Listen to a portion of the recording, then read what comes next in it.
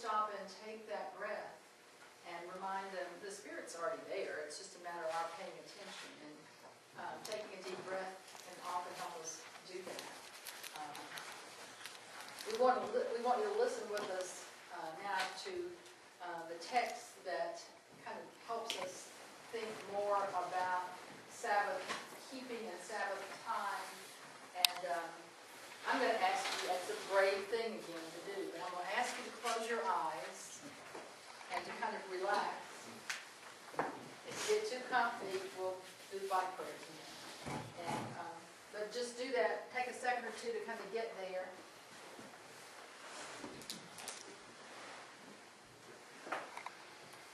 And George will read the text to us, and then I'll invite you into a practice with it. But you still keep your eyes closed and just kind of hear it in a different way. One Sabbath, Jesus was going through the grain fields, and as they made their way, his disciples began to pluck heads of grain. The Pharisees said to him, "Look, why are they doing what is not lawful on the Sabbath?"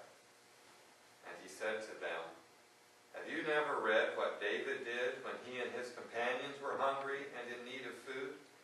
He entered the house of God when Abiathar was high priest and ate the bread of the presence, which it is not lawful for any but the priests to eat. And he gave some to his companions."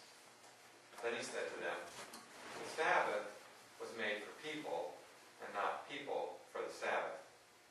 So the Son of Man is Lord even of the Sabbath." Again he entered the synagogue, and a man was there who had a withered hand. They watched him to see whether he would cure him on the Sabbath, so that they might accuse him. And he said to the man who had the withered hand, "Come forward." Then he said to them, "Is it lawful to do good or to do harm on the Sabbath?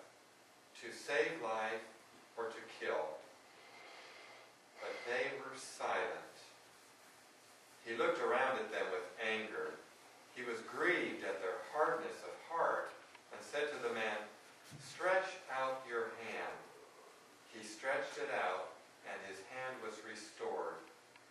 The Pharisees went out and immediately conspired with the Herodians against him, how to destroy him.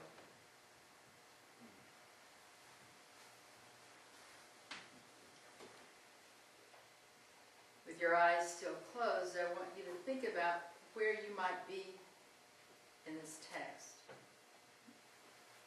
Go to the fields,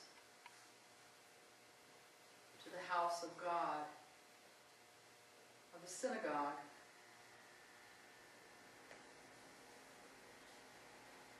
Imagine what it would be like if you were in the role of those who were quick to judge.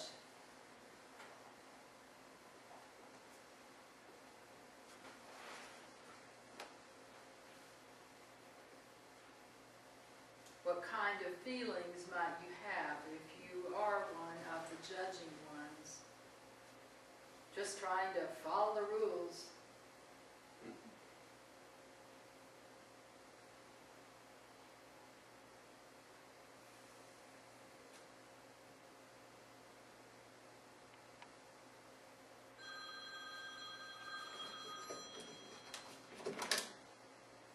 If you followed this Jesus in the area of the fields, what did it look like?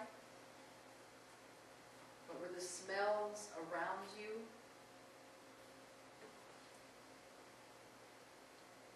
What other people were looking at him, following him?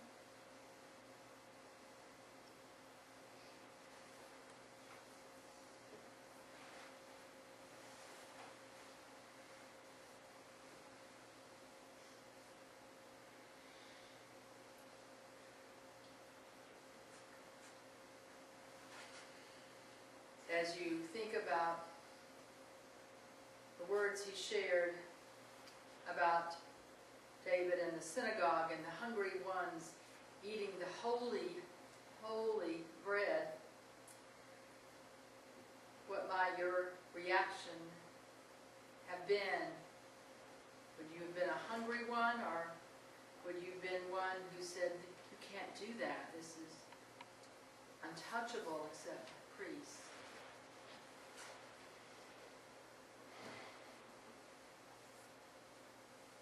Would your heart beat faster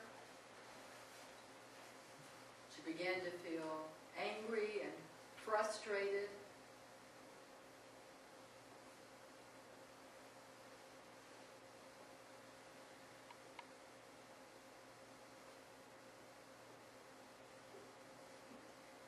Would you quit following him right then, or would you continue to follow him as he walked into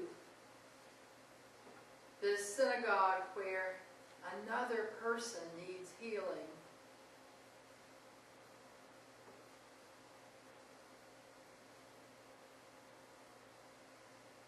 Would you have stared at the man? Would you have pushed the man away, trying to protect Jesus so that he didn't get in more trouble?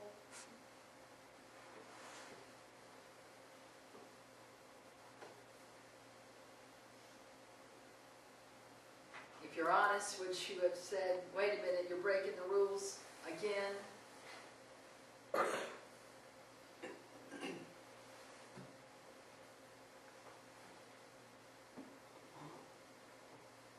What if it was your hand that was withered?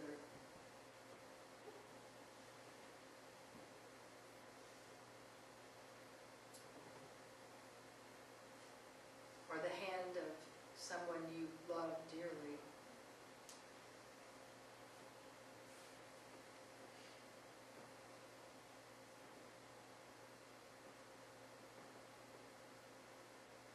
Would you have kept quiet? Hidden in the background?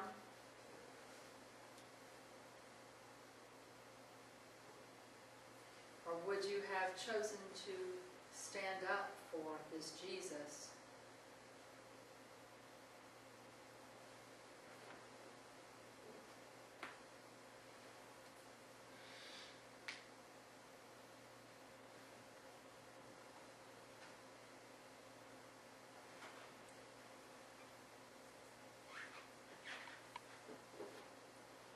As you open your eyes now, just in one sentence or less, let's share with one another what our experience has been with this text. Just in one sentence or less, not big conversations.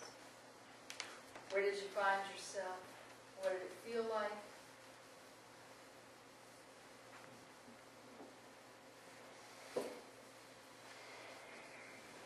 We're not going to go around tables, just speak out.